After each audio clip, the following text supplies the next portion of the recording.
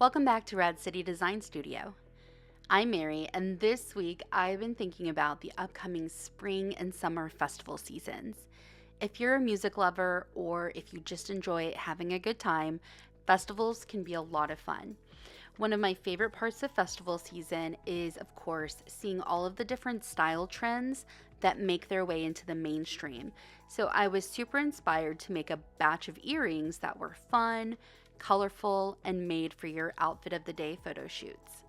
So let's go make something awesome. I started by using this Yupo paper. I bought this on sale at Joann's, but you can get it at any craft store. I'll even have a link for it down in the description box.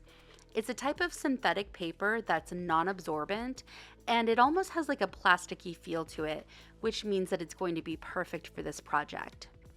This project can be very messy, so make sure you protect your clothes and work surfaces. So what I did is I laid a doubled up paper towel on this old wooden easel, and I laid down a page of my Yupo paper. To begin, I sprayed the page with a good bit of isopropyl alcohol. Then I added a large swirl of gold acrylic paint. Now this one is by the Folklore brand, but really anything would probably do well here. I hit this with another spray of the alcohol to get it to bloom out, and then I used this super cheap airbrush that I got from a bin store to push the paint around a little bit. It's not going to do much, but it is going to just not be like a flat line. It really doesn't matter what this looks like because it's going to go through a bunch of changes before we're done. The great thing about this paper is that it doesn't absorb the liquid, so you get a longer working time before the liquid starts to evaporate. Next up, I added a few drops of magenta alcohol ink, just giving it some color all around, and then I used my airbrush once again to kind of push that around the paper. I added some drops of turquoise and then did the same thing again. Again, just kind of aiming to maximize the amount of color on the page.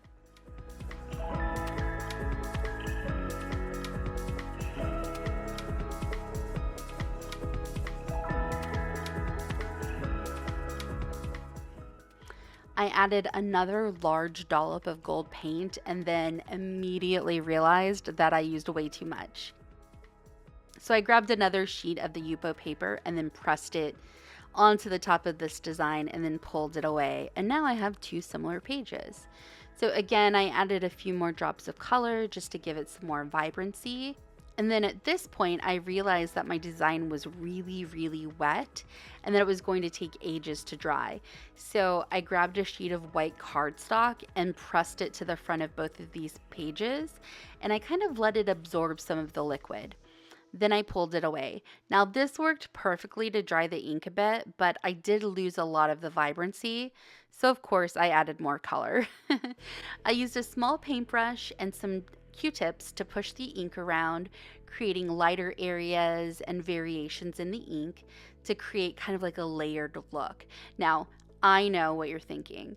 This looks like a hot mess right now, but trust the process. Next, I took these oval connectors from Michaels and I laid them out randomly on the painting. Now, if you want your earring pairs to be a little bit more cohesive, make sure you lay two pieces close to each other. You're never going to get the exact same pattern in each one, but you can get kind of the same color variations and you can make it look like you paired them together on purpose. I laid out each pair along the paper, and then once I was happy with the positioning, I very slowly, very carefully filled each of these oval bezels with a shallow layer of resin.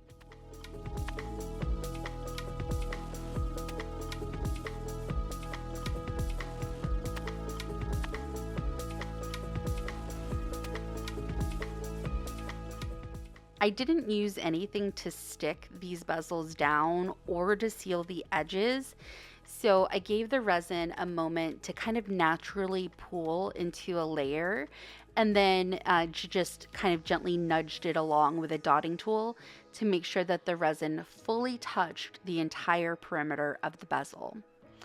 If it happens to spill beyond the bezel, that's totally fine because we can trim it away after. But, just going slowly will help you prevent some of the mess. I cured these bezels for about 2 minutes using my Let's Resin wireless UV lamp, and then I left them to cool before handling. Now remember, warm resin is tacky resin. Wait until they are cooled down before you try to touch them. Otherwise, it'll be fingerprints galore. Next, I cut the bezels out and slowly, carefully trimmed away the excess paper with scissors.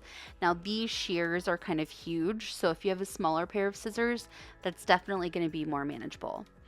Now, have you heard? I actually launched a new series premiering every Wednesday where I take AI images and try to put my spin on them using resin. If you haven't checked it out yet, click the card in the upper right to watch, or check it out at the end of this video. You can also subscribe to the playlist Wednesday AI. See what I did there? Shout out to my husband for coming up with that. Wednesday AI for new episodes every week. That's right, 2 projects every Wednesday and Saturday. Now, the backs of these are stark white, and I don't find that very appealing. I mean, you might not mind it. I didn't like it. So you can really kind of dress up the back sides of these any way you want, like with some rhinestones or whatever, but they're the back side of this and not likely to get seen. So I just laid out my pieces on a long strip of sellotape or scotch tape if you're in the US to keep the bezels in place. And then I used my finger to kind of lightly dab some gold metallic paint on the back of each piece. I was kind of thinking like golden goose egg, but make it speckled, kind of like a robin's egg, but you can decorate this however you want to. Once I was happy with the finish, I let them dry thoroughly. I did end up topping this with a top coat of resin. I forgot to film that though. Now the edges were still a little rough, so I used my hobby knife to very lightly skim the edges of each piece, removing the harsh edge of the Yupo paper. This was so incredibly satisfying. I didn't realize the Yupo paper, because it's kind of plasticky, I didn't realize it was just gonna slice away like butter, as we say in my family, but it was super, super satisfying. I laid down a strip of packing tape, then placed the bezels down directly onto my wood easel. Now, if you were smart, you would have kept that tape from earlier, but clearly I wasn't. I immediately balled it up and threw it away. But I placed all of the bezels face down directly onto my wood easel. Now, this easel was like $5 at Five Below, so it gets beat up and painted and splotched and spilled on a lot. So I used a white Posca marker to make a little dot on the back of each piece to make sure I knew exactly where to drill. Then, using my rotary tool fitted with a 45mm bit, I drilled a tiny hole exactly into each of the white dots. Now, I love drilling my own pieces because you get so much control over where and how you want your connection point to be. But the one thing that drives me crazy is the white film or powder that builds up inside of the drill holes. Now, with a normal resin project, I would have just ran them under water to wash it away, but I wasn't sure if the water would make its way to the alcohol ink and cause any blotching. So instead, I threaded some embroidery floss onto a beading needle, then fed that through each hole, using the string to kind of sweep out any of the gunk that might still be in there.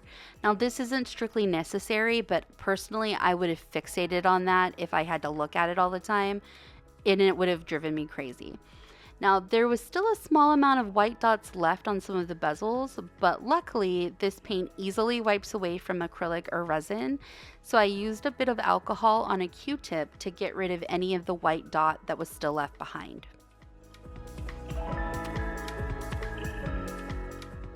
Now I had 5 pairs of colorful charms to turn into earrings. You can assemble these however you want, but I really wanted some dangly earrings, so I grabbed some jump rings, a few pieces of stainless steel wire cut to about 1.5 inches or so, some ear hooks, and then an assortment of beads. And of course, I wanted the beads to kind of reflect the colors inside of the charms, but honestly, like even like a gold bead at the top or, you know, like a natural gemstone or something would look really cool. Like some turquoise, that'd be awesome. Man, why didn't I think of that before? Now, I have some pretty terrible wrist issues, so this next part can be tough for me, but I have a few tools that I rely on to make it easier. I have this one-step looper tool from Beadsmith to help make these connections easier, but if you don't have a pair, you can also use round nose pliers or whatever else you have on hand. I'll make one pair using round nose pliers, and then the rest I'll just use my looper tool, just so you can see the difference. A little trick for consistency, on my pliers, I used a diamond drill bit to carve in 2 lines to represent the typical size of loop that I usually make with these pliers. For today, I'm using the smaller loop. This way I make sure that my loops are the same size every time. I started with a piece of pre-cut wire with the end of the wire sticking up just slightly above the pliers. I spun the wire away from me, creating a loop with the shorter end of the wire. And I also made a tiny bend at the bottom of the loop on the longer side of the wire to make sure that my loop stood up straight. I like to think of this as like a balloon or a lollipop. I don't want it leaning to the side or my earrings are going to hang kind of awkwardly, so I want it to hold its shape really nicely. Next, I threaded on my bead, pushing it flush against the loop. Then I bent the wire backward a little bit so that my loop would align correctly. Once again, I held the wire between my pliers at the base of the bead, and I wrapped the long side of the wire around my pliers, bending just past where the bead is sitting so that I can make sure that I cut off enough of the wire. I used my flush cutters to trim away excess, and then I made sure that each of the loops was pushed together really nicely so that each ends of the wire met the long side of the wire that's threaded through the bead. Now you may need to use your pliers or some flat nose pliers to make sure that everything is aligned really nicely and tightly, or if your fingernails are strong enough, which mine are never strong enough, you can kind of push it into place. Okay, let's do one more.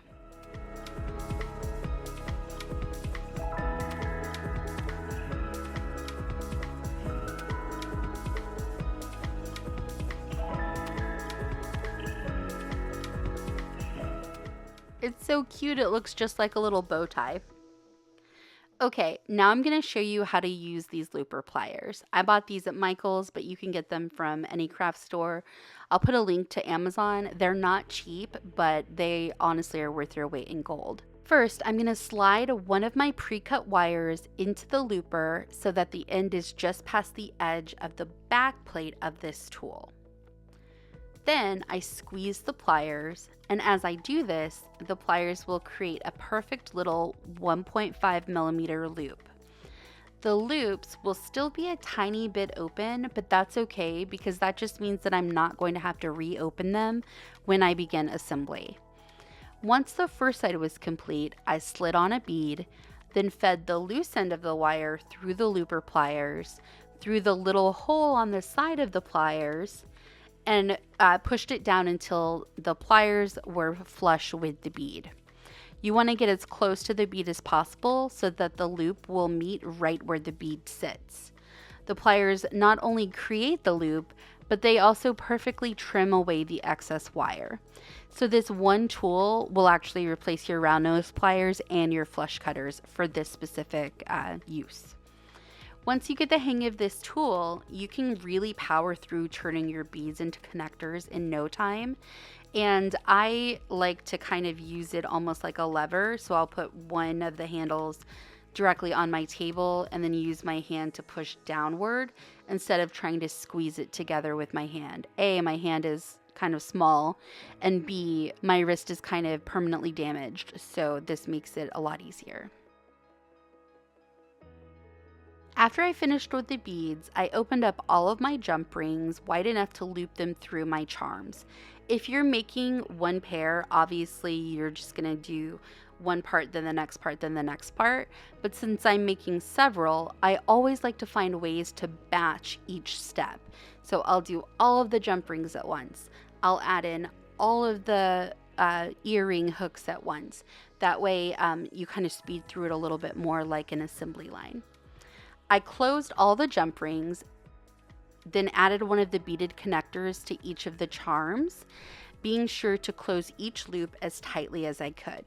Finally, I added an earring hook to each piece to complete the look. Now make sure you have the curve of your hook facing the front of your piece, otherwise the earring's going to hang backward. Which the backside is pretty, but it's not the focus that I want people to have. Now, what is a beautiful collection of earrings without some bespoke packaging? Remember that cardstock I used to blot my alcohol ink earlier? I really loved how it looked when it dried and wanted to use it for something. Now, I could have used it to make more earrings, but I didn't want to go through the hassle of sealing this paper with Mod Podge or something. So instead, I gave it a little bit more color. And then once it was completely dry, like bone dry, I used a paper trimmer to cut it into 2-inch by roughly 4-inch rectangles. I made a fold about 1 inch from the top to create a little flap. And I made this fold so that the painted side was facing outward, with the other side, the back side of it, facing inward. I repeated this with each of my cards, then I used a piece of plastic to score it flat.